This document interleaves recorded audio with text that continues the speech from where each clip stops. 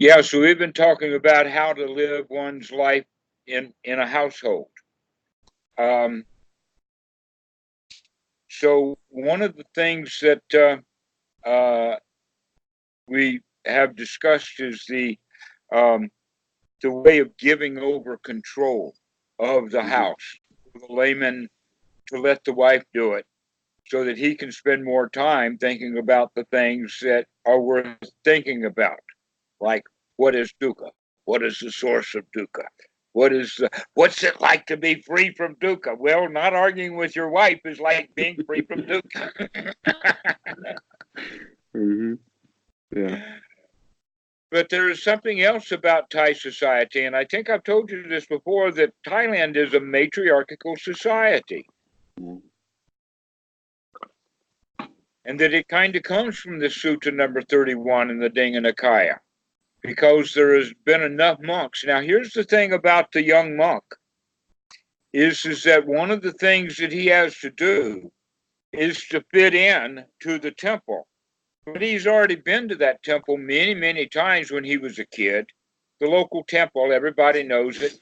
He's got uncles, he's got cousins, he's got school chums, and all kinds of things to associate him with the temple. So when he ordains as a monk and comes to the temple, he understands through Thai society that it's his job to fit in.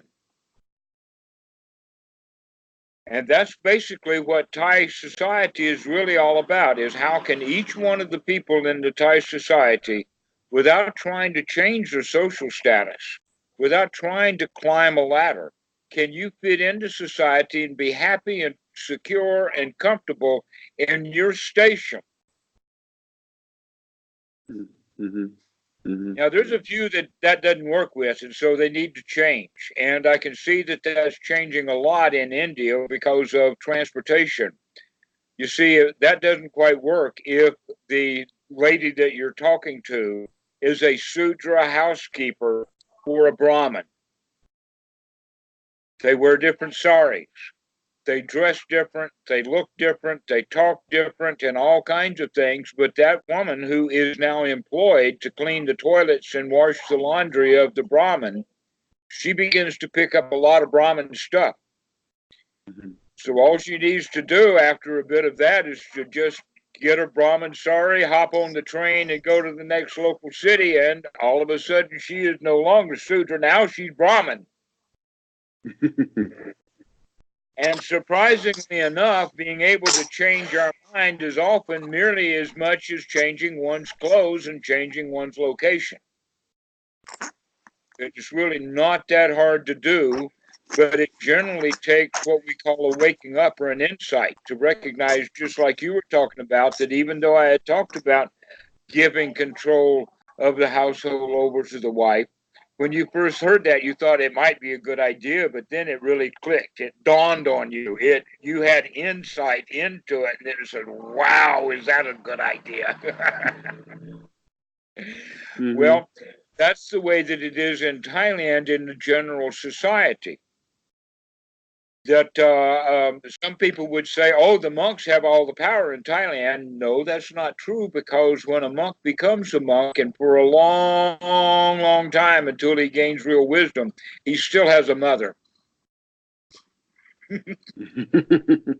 Mm-hmm.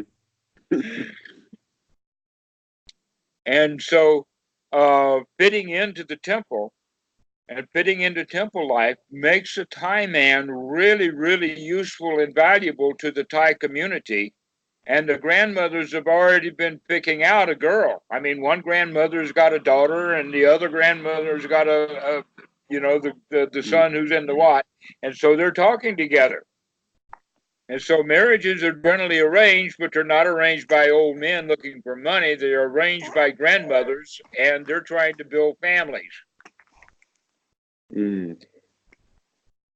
And so that's one of the real things that's going to make a marriage click. Now, modern marriages, the guy and the gal may meet someplace, but until their mothers and their grandmothers meet each other and communicate and cooperate, that relationship has no future.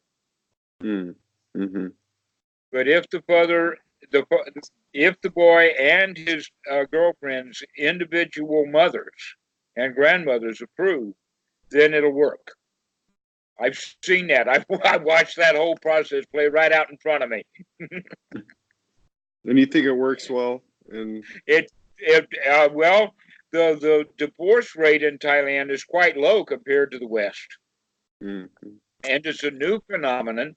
And here's the other side of that, and that is that the grandmothers and the mothers generally are the ones who take care of the grandkids anyway during the farming days and whatnot. But if there is a divorce, it's generally that the mother of the husband will get the boys, and the mother of the wife gets the girls. But these two grandmothers cooperate with each other, and they may swap kids. But the most important thing is that the mother of the husband will pay child support. oh, The governments in the United States cannot make the men pay child support, but the mothers in Thailand can make their sons pay child support. Mm. My grandma couldn't make my dad pay child support. I'll put it that way. Well, she didn't get a big enough galosha to put you nowhere. Yeah, right. And that's because it's also a patriarchal society, and men don't listen to women in the West. That men do not behave according to their mothers, they behave according to their fathers. Yeah. But going back to that point about being comfortable and happy within your own social circle and within your family system and within the temple Wat and the way that it operates, the Western mind has been trained from childhood. Oh, what you are now is not good enough. You got to be better. The parents want things to be better for their children. We were poor, but we want to work really hard for you to get an education so that you won't have a hard life like we got. Have you ever heard that kind of thing before? Mm-hmm. That's the foundation of American society in a way. Yeah. All right, to American socialize. Right, the American dream, that's it. To climb the ladder of success. To never be satisfied with where you are, you gotta keep climbing. It's a dream. Right, it's a dream. And here's the thing, that when comes a time when people run out of ladder to climb, they still want to find a new ladder to climb. That's one of the reasons why Donald Trump wants to run with the super wealthy. Right. Social climbing. All right, but the guy who's got all the money, he wants more. It takes quite a lot for someone to recognize that they come to the top and it wasn't satisfying. That's when they become philanthropists and they start giving their money back away. You probably heard that David Koch has just died. Yes. Yeah. Well, he was the philanthropist. He was the one that had figured out that all this money grubbing that he and his brother had been doing all of these years has not gotten him anything. But he started giving the money away. Mm-hmm.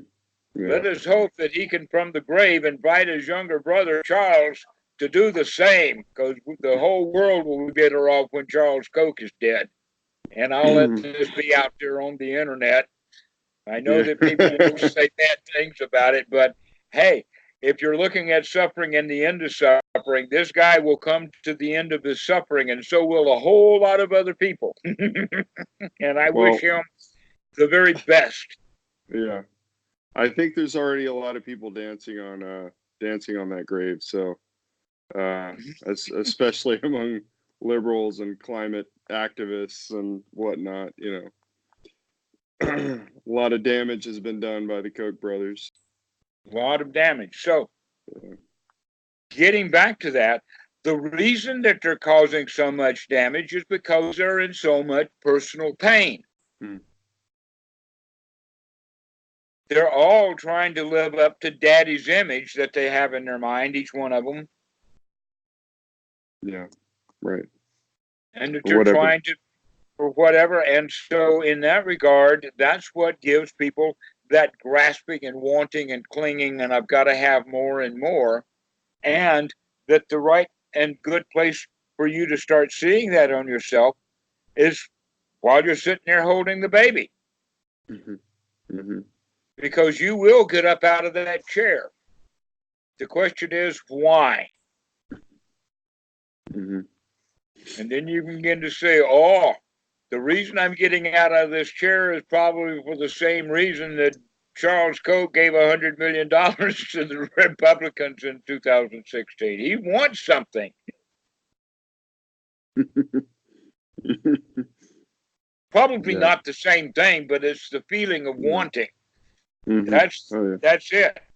And when you come to say, wait a minute, I'm satisfied with the way that I am right now, I don't want anything, then you won't be getting up out of your chair so often. yeah. Especially not getting out of your chair to go walk into the other room and argue with your wife. I mean, Yeah, yeah. Or my boss. It's the same thing at work. I just after you said that, I tried practicing that. But I'd still, the mental association with my boss's voice and some of his tics, I could feel where that was sparking uh that negative feeling, and I could almost get stuck into it by hearing him type. I know how he types. He's a very loud typer, and he gets angry and he huffs and puffs. And so I practiced on that, but I still found myself getting a little, stuck in it. And then I could leave and have the sati and brush it off, get out of it, but I'd still get back into it. But I think um, I I've had some sort of, I know you don't like experience experiences, so I'm having them on a continual basis. I mean, one right after another after another. I don't know whether I would say that I like them or not. Well, I had one of these experiences, I guess, um, yesterday, and was sitting and got very, very deep in my concentration.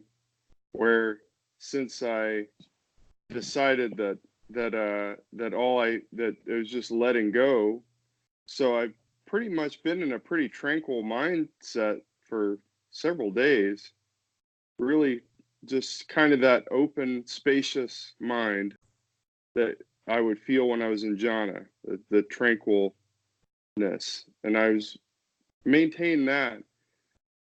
And so I would just sit in my sit. I would just focus on that, how nice that was, and then my attention got very, very acute on my visual field behind my eyelids, and it was like I was zooming in on a picture infinitely. Like the blackness was like a picture that I could zoom in on. Oh, something like Star Wars when they go into hyperdrive or something like that, Yeah, and all the yeah, yeah, stars. yeah. Yeah, okay. Right. Or the Mandelbrot. Have you ever seen the Yes, I know. infinite? It looks like you're zooming in infinitely on a static picture. But and Depends upon how then good your computer is. you're right. And and then and then came to the end of that, and all this, of course, you feel this pressure. I've been dealing with that, like waves of pressure, and like I told you before, kind of feels like I've given my mind a workout sometimes, Hmm.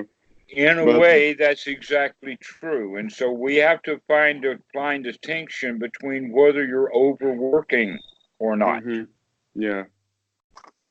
Well, And a little overworking is okay, but it's nicer mhm. if you get a sweet spot. It feels like that there is a sweet spot between my exertion and it being brought on.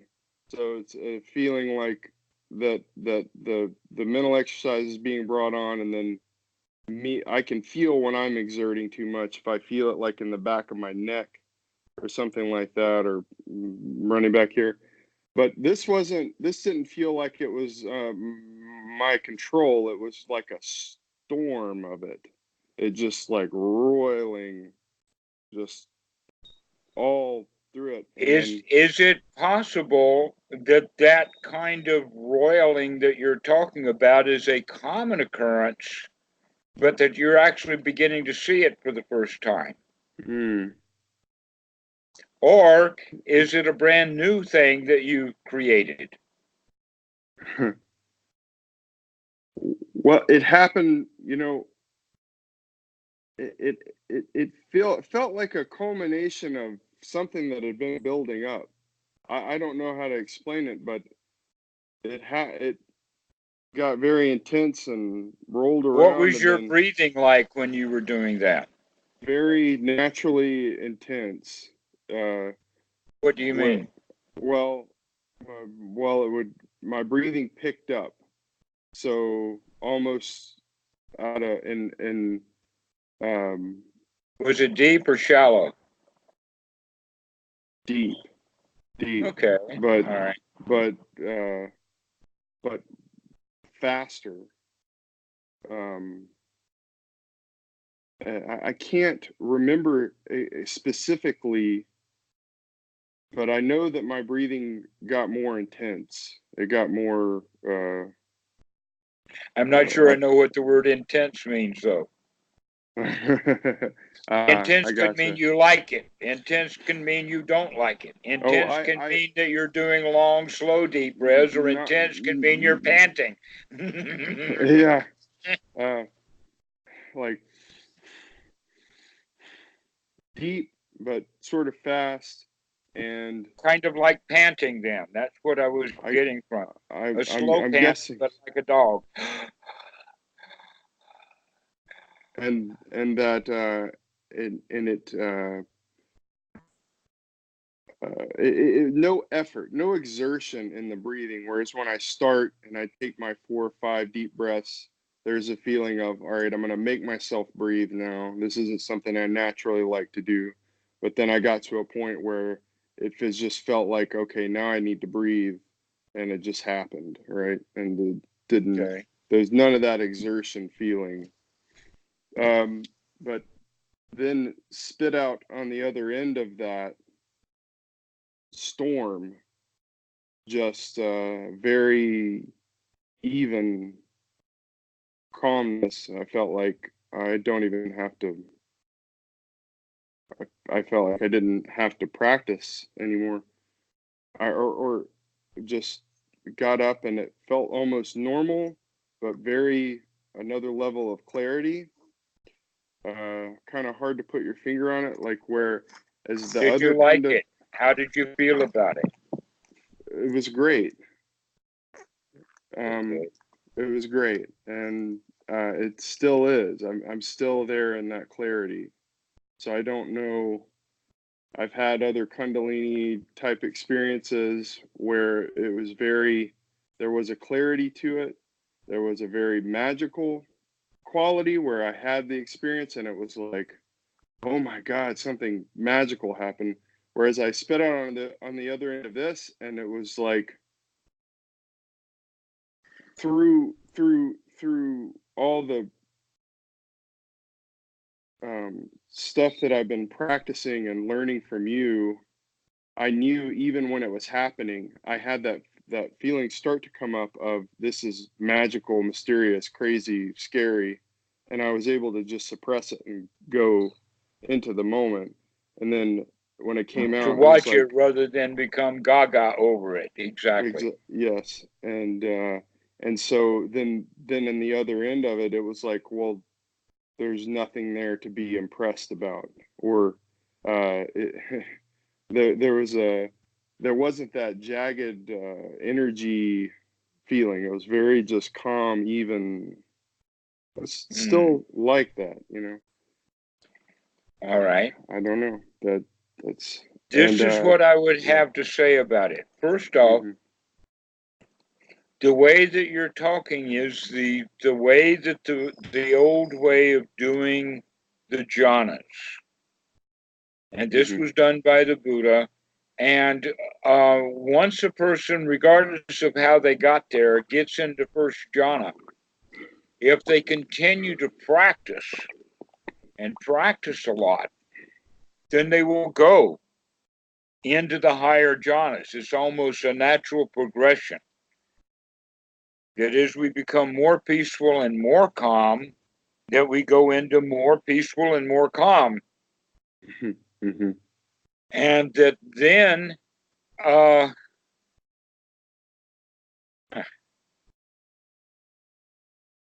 that peacefulness and calmness can be something like, let's say that it's like a two-chambered pot or organism or something like that. And that when the air pressure comes out of one side, there will be still pressure on that other side. And then when there's an equilibrium, it goes like a whoosh. Mm-hmm. And many meditators will feel or experience a whoosh. And some of them don't recognize that this whoosh was actually based upon a set of conditions. That this is all very scientific.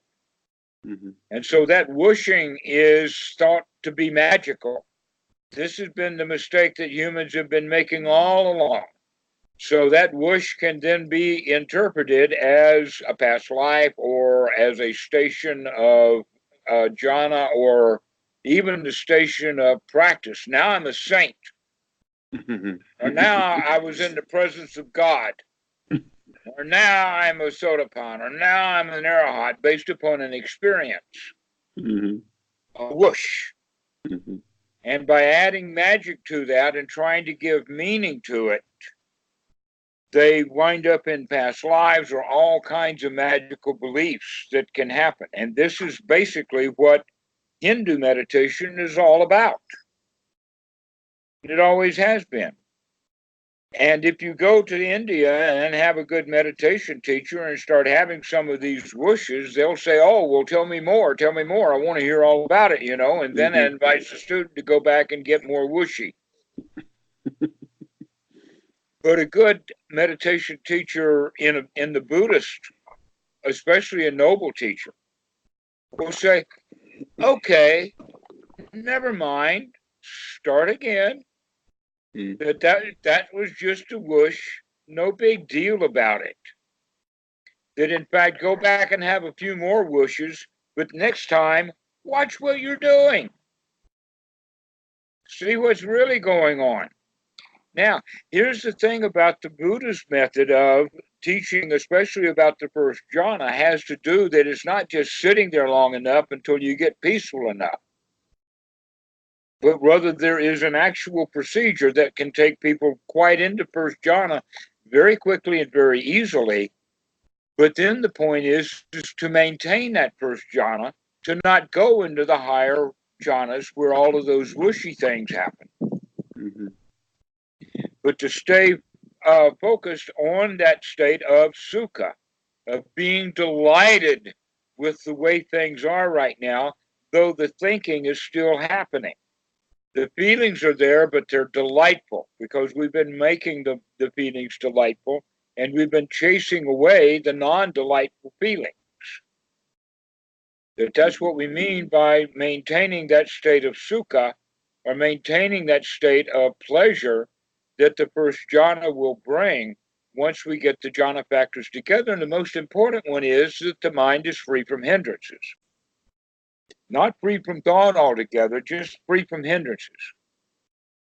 We can make the mind free from thought, but then if we do that, then we want already the really good, marvelous, juicy feelings that we were to having in the first jhana to literally explode, to bubble up, to really take over, so that we're really, really focusing on really good, delightful feelings in that second jhana. In the third jhana, we rise above those good feelings. And then in the fourth jhana, we even rise above the body in the sense of losing bodily awareness. Well, what that happens is that, in fact, in English, we would talk about it in the sense of out of the body experiences, the sense of flying, the sense that the body is really, really huge.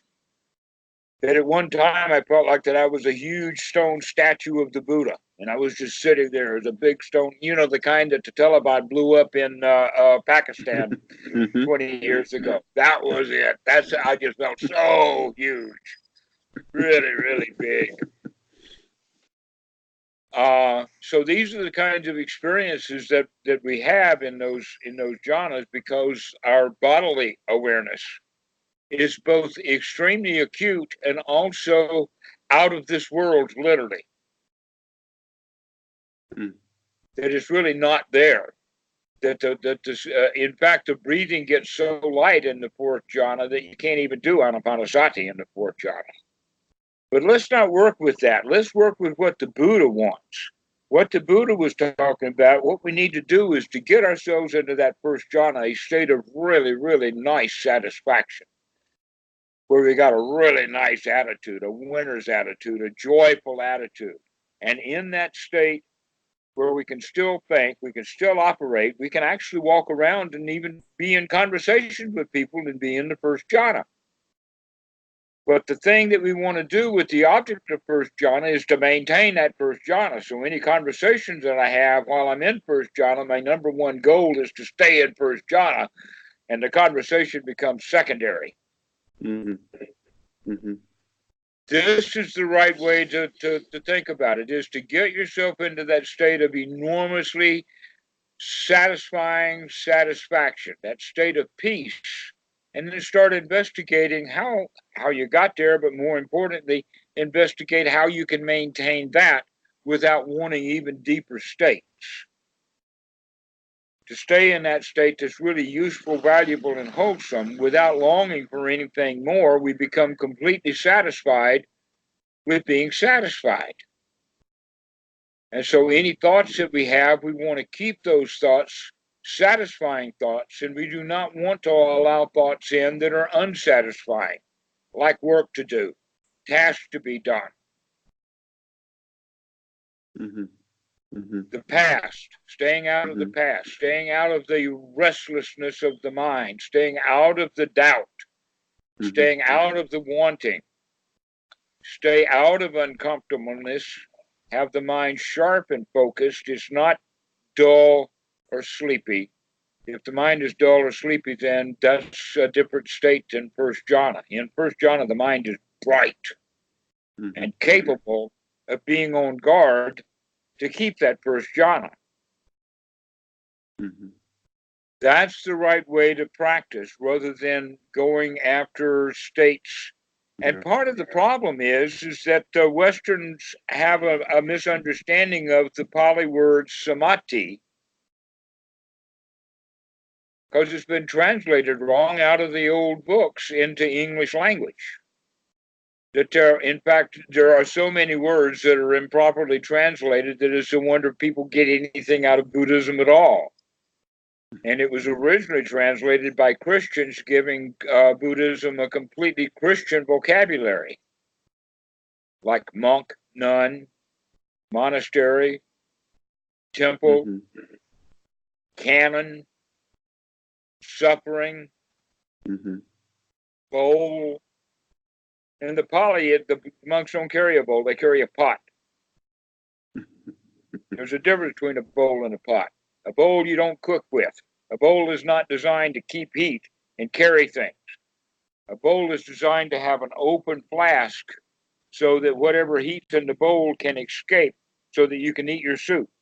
On the dinner table, you never have a pot unless it's a big kettle or something, but everybody eats out of a bowl. Monks don't carry bowls, they carry pots.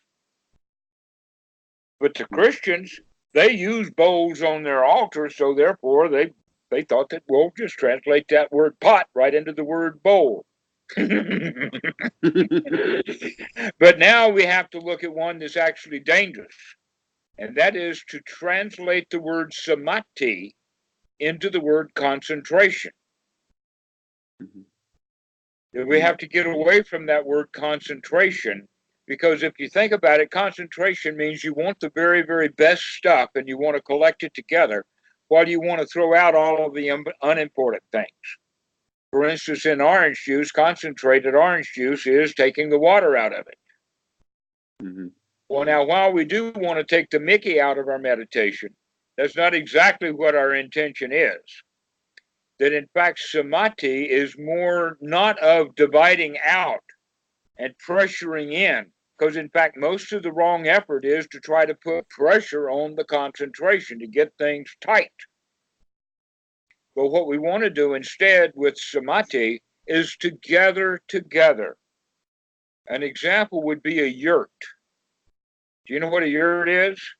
It's a tent that's got a single pole, and then it has ridge poles coming out in all directions that go to the wall area. But the important thing about the yurt is that it has that center ridge pole, and all of the other poles meet there at that top peak point. That's the point of samadhi. You'll see that in architecture with Capitol buildings and things like that, or even in an Indian teepee. It has a samadhi. It has a top point. That's where they open the flap to let the smoke out. That's where all of the ridge poles gather together. Right. Okay. So this is the way that we're beginning to think now, that the samadhi means to gather together the jhana factors. And what are the jhana factors of first jhana? If we know what the jhana factors are, then we can work to get those jhana factors together, and then we can maintain that first jhana with those factors gathered together, and that's samadhi. Okay, it's interesting, huh? Now, the word concentration in the descriptions doesn't really come until the second jhana.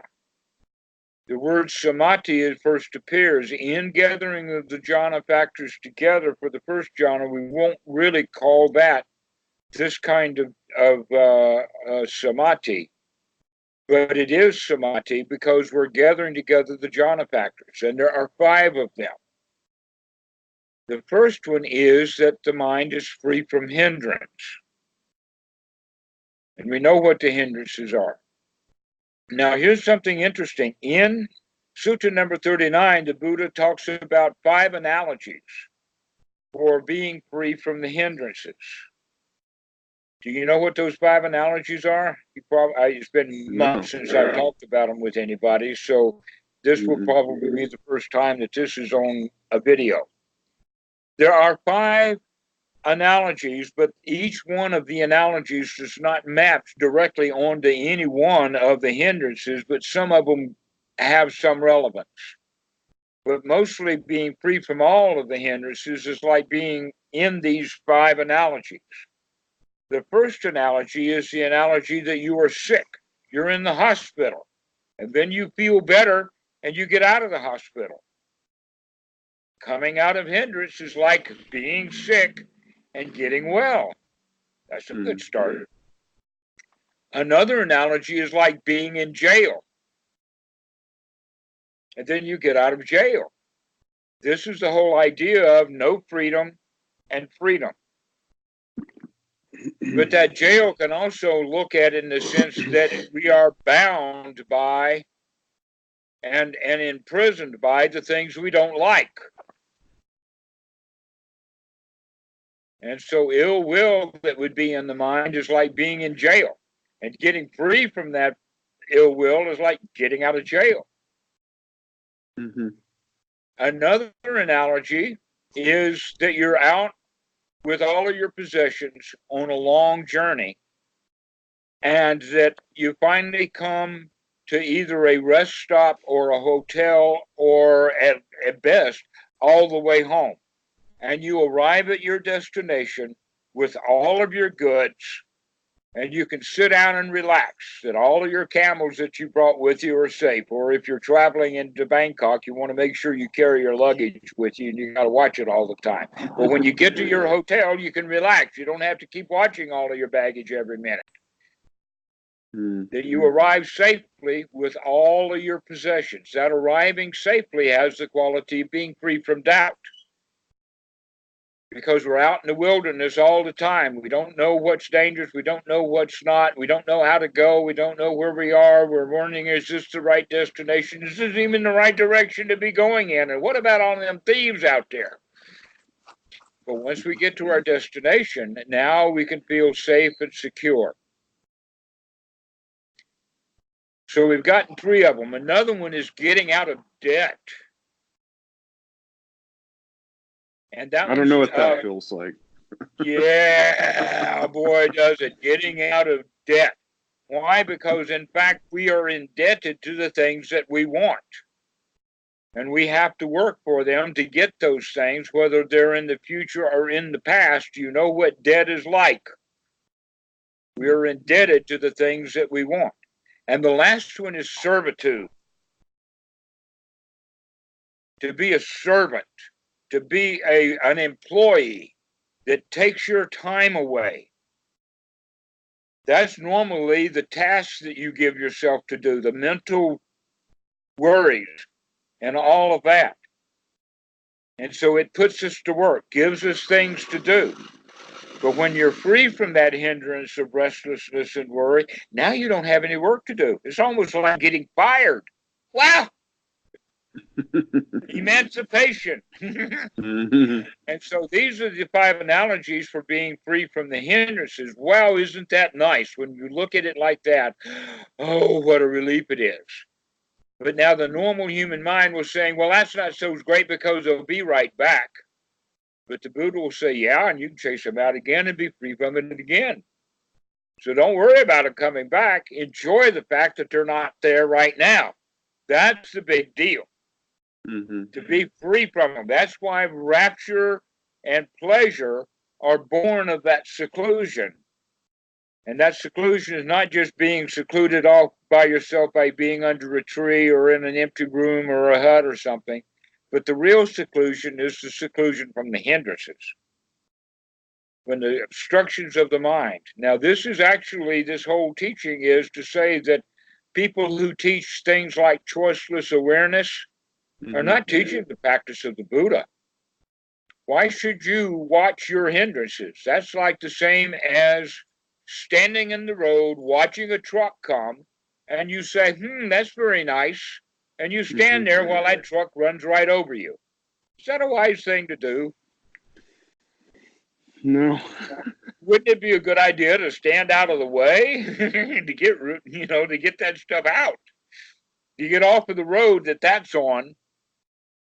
So, in that regard, this is not choiceless awareness. This is making choices. This is beginning to use your sati to watch what the mind is doing. Yeah. And when the mind is free from that, then free from the hindrances, now you can put into the mind whatever you want. Yeah. What would you like to put in your mind?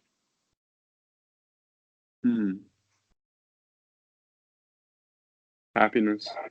Okay. That's on the list. Yeah. What else? What I'm shooting for is an enormous relief. Yeah. Okay. And part of that enormous relief is also the feeling of a champion that I can do this. Yeah. Yeah. So if we have that feeling of being a champion over the hindrances, to being the winner over those hindrances, then that's what we call piti. That's the rapture. That's the, yeah, I can do this. And following that, on its heels, is the feeling of sukha. This feeling of sukha is the feeling of the rest that comes after a job well done. After the job is over, what was the job to do? The job is to, one, wake up to the hindrances, two, throw them out. Mm-hmm. And we have just done that. And we have become champion all of those hindrances. And so now we can sit in that sweet spot of success. Mm-hmm. And so we want to maintain that. We don't want to go any further than this, in the sense of more concentration will take away our ability to do good insight. That we need the mind functioning and working, talking, investigating, looking, rather than merely experiencing. Mm-hmm. Yeah. All right. So watching then to make sure that the kind of thoughts that arise will not pull you out of that state of satisfaction, that state of happiness. So what will do that? Well, obviously the hindrances. If you go back into hindrances, you just lost that jhana. So you want to maintain that you don't want to let any hindrances come back into the mind. Anything that's unwholesome that will take you out of that jhana state, that's what you want to keep out of the mind. So any thoughts about something that needs to be done, when you think about your work, when you think about what has to be done next week, when you think about I got to go buy diapers, any of those kind of thoughts, Mm-hmm. you can say, never mind, I'm happy right now. Let me maintain this. Mm-hmm. You don't entertain thoughts about doing. Rather, you maintain thoughts about being really happy with the way things are right now. So then what would be the wholesome thoughts that we would allow into the mind? Well, thoughts about the present moment, thoughts about being comfortable, thoughts about being happy, thoughts about, oh, how nice this is. In a Mm-hmm. way, thoughts about the Four Noble Truths, and especially the Third Noble Truth. So this is what it's like to be free from suffering. Mm-hmm. You see, most Mm-hmm. people, when they hear that, they think it's magical, rather than what can happen right now. They look at it in the terms of freedom from suffering as something that's so big and so strong and so magical that it happens forever. And all I'm saying, oh no, just be satisfied and happy in this moment. Start practicing that. And you'll begin to gain the confidence that you can continue to practice that. And it seems so simple that that that I've been constantly self-sabotaging myself in my career, in at home, and knowing that holding grudges and being competitive, being selfish, maybe it comes down to selfishness is the central thing of it, but that that letting go of that ego or that thing that gets hurt, that if you're wrong, if you say I'm sorry, um if you just do what you know exactly what would make someone happy, regardless of what that, when you just let go of that, but it's like you got to develop your mind to be able to do that, because I can know that logically, but only now do I see that it's possible I can do it. Uh-huh. And And the more you do it, then the more you'll say, I can do this. Not that it's just possible, yeah. but I can do this. Mm-hmm. Yeah. Yeah. But that takes experience. And what is the experience in this case? The experience of seeing the hindrances, uh, say, aha, I caught you, out you go. I would rather be happy, satisfied, secure. And right now I am. And boy, don't this feel wonderful.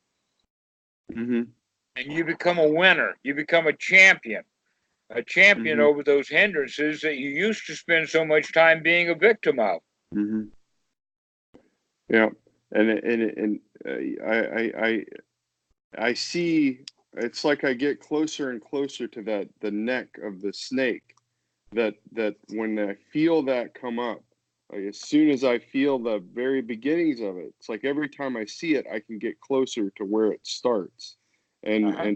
and to brush it off quicker and quicker, and so that you're not, there's no trace of body language or anything to throw anybody else off, that you're just happy, and you are happy. Uh-huh. And you see how much that your body language, and I might tell my boss, oh, okay, or I might say, okay, let's do it, and there's a huge difference A huge difference. in how you agree, and and if I truly am enthusiastic about it, which I can be, because it can just be right here, right now. Doesn't have to be me saying okay, thinking about the past. It can be me saying okay, right here, right now. Let's do it Uh-huh. and move forward, and everything will be better. You have just mentioned a couple of words that are key that I'd love to put into context. One of the words you used was enthusiasm or eager. This is an important quality of the path. In fact, that's stage 6, or let us say it's what the Buddha calls the sixth knowledge. The sixth knowledge is when we know the path of the Buddha so well that we become extraordinarily enthusiastic about it. Well, not extraordinarily, we just become enthusiastic about it. Generally, real enthusiasm in English language, we have to say extraordinarily enthusiastic, because otherwise it's the non-enthusiasm kind of enthusiasm we're talking about. But I'm talking about the real stuff, real enthusiasm. Bhikkhu Bodhi translates the word as eager, eager for the Dhamma. Now, the seventh step or the seventh knowledge is the full fruit of Sotapan, when that eagerness turns into delight. It's like, got it. All right. So that step then will help enormously with step 4. Now, what is step 4? Going back to step 4, what we do is in the fourth knowledge, we understand dukkha and we want to be free from it. And so in that point, at step 4, we are willing to apologize. We are willing to see what we've done wrong. And we're willing to admit that we've done wrong, because we know at that step, the human heart is such that we really don't want to apologize for anything. But now that we can see that I have caused dukkha, that I want to make amends for that, that it is actually capable of apologizing. What the sutta is talking about is in the sense of a monk. If he has done some wrong deed, then he should go to a senior monk or a good friend that he trusts, or his teacher, and confess, to say, I have done this. And then he will take whatever rehabilitation is laid out. Well, in modern worlds, the rehabilitation is normally laid out as just the apology. That's all that's necessary. You got to admit to your wrong. And see how hard that is for most people, because they're trying to protect something. What are they trying to protect? Their own image and idea of themselves. So they're in the self-protection mechanism. They're into what we would call, from the instinctual level, self-preservation instinct. But we're beyond that here. This is when we are in the stage of eradication of dukkha. And we want out. So we're willing to confess. We're willing to say we've done wrong. But now, after we've done the full fruit of Sotapan and we've come to that eagerness and delight level, which comes a little later, we still have wrongdoings. We still make mistakes. We still have fupas. We still trash people sometimes. We still have a bit of conceit. But when we see that, we are eager to fess up to it. We are eager to take responsibility for what we've done wrong, almost to the point of making a joke out of it, because when we do make a joke out of it, that's at the state of delight. It's delightful that I have recognized that I have screwed up. Isn't that marvelous?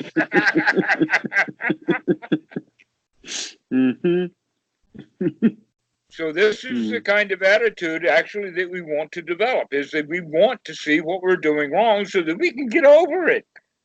Enough of the suffering stuff already. Mm-hmm. Yeah. Yeah, and it's so there's that the pretense, and but that protecting your ego too, that whenever I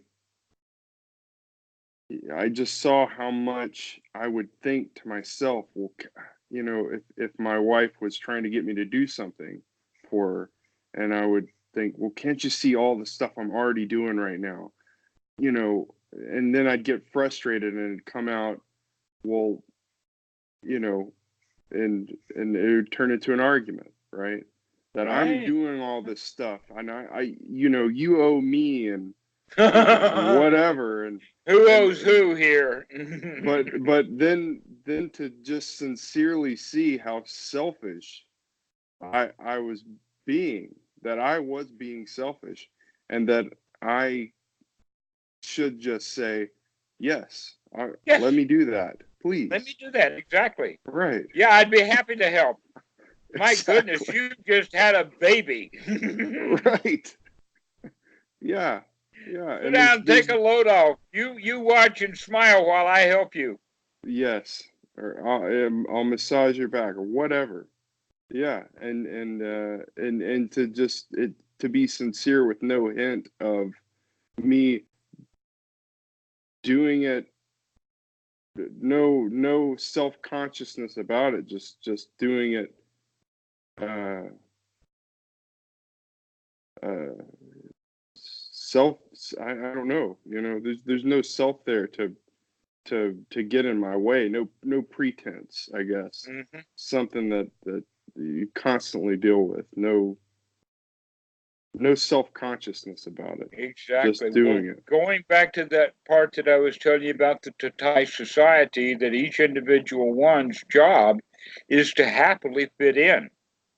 So in that regard, now you've got it is that you want to learn how to happily fit in with your wife.